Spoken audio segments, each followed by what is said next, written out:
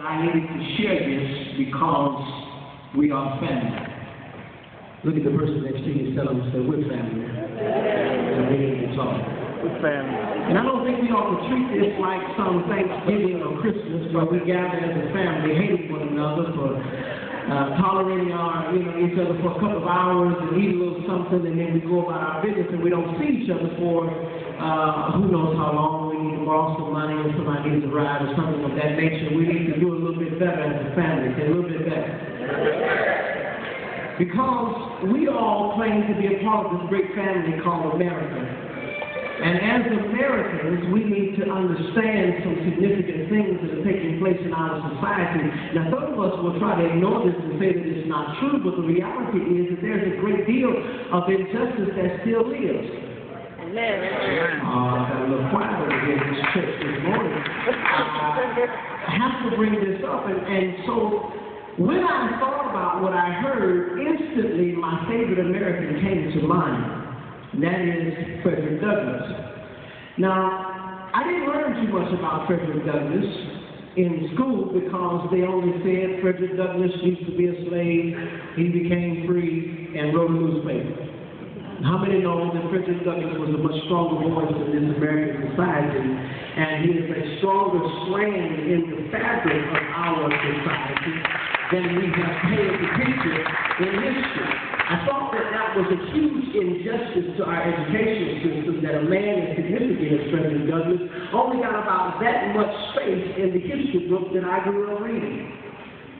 Awful quiet this morning. Frederick Douglass was asked in 1852 to offer the keynote address at the 4th of July celebration in Rochester, New York. Being a leading abolitionist and a former slave, he was troubled with this request because he wanted to know how was it possible that a nation on the day that it celebrates liberty and independence would ask someone who is a direct representative of people who are yet in bondage in the encasement of that society. He said the contradiction is you celebrate freedom, but I don't have freedom to celebrate. That you on this 4th of July appreciate the fact that you could get your liberty from an oppressive leader, but yet there are millions within your borders who cannot enjoy freedom, and the very sounds of jubilation that you celebrate with are just a resounding remembrance that we are ourselves still in bondage. Does anybody follow me this morning? Go ahead now. I want to read for you an excerpt. You can probably go onto the internet and read it. But Frederick Douglass had a speech that he spoke on the 4th of July as well as the 5th of July in 1852. And the title of that speech is classically known as What to the Slave is the 4th of July.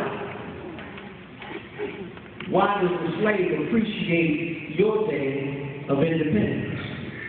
We'll read this. He says, in a small excerpt, it says, whether we turn to the declarations of the past or to the professions of the present, the conduct of the nation seems equally hideous and revolting. America is false to the past, false to the present, and solemnly blinds herself to be false to the future.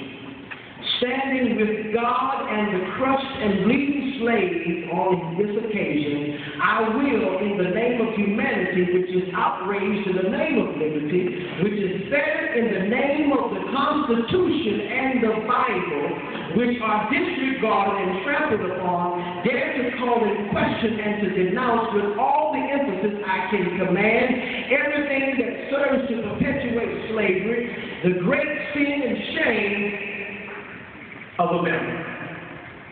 I will not equivocate. I will not excuse.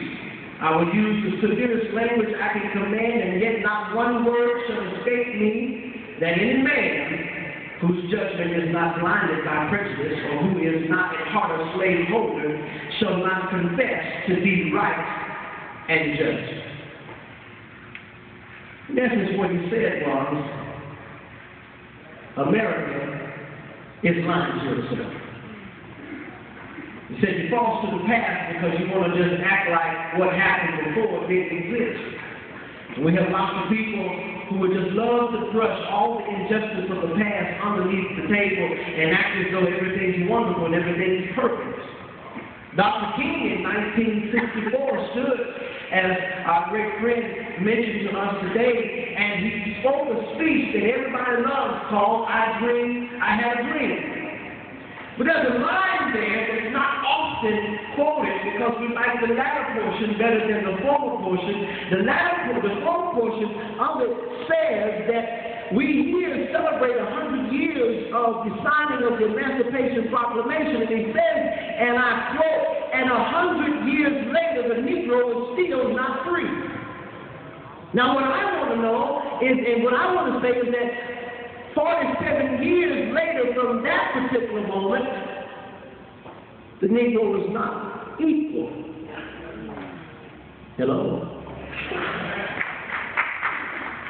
He's not equal. He's free but not equal. So what do you mean by that? This is the fault of everybody in the room. It's not just my fault, it's not just your fault, it's all of our fault. What do you mean it's all of our fault? Well, the slave didn't become a slave on his own. Of all the great people who traveled to this nation, freely welcomed by our society, the African did not get up and say, you know, I want to go to the New World and I want to start a new life.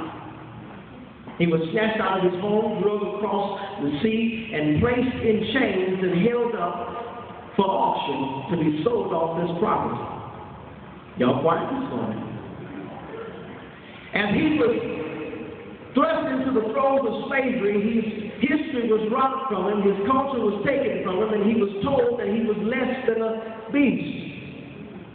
President Douglas, in one of his addresses, said that in the state of Virginia alone, there were 72 crimes whereby a colored man, if he committed them, would be subjugated to death. It said that only 2 of those crimes, if performed by a white man, would offer the same fate.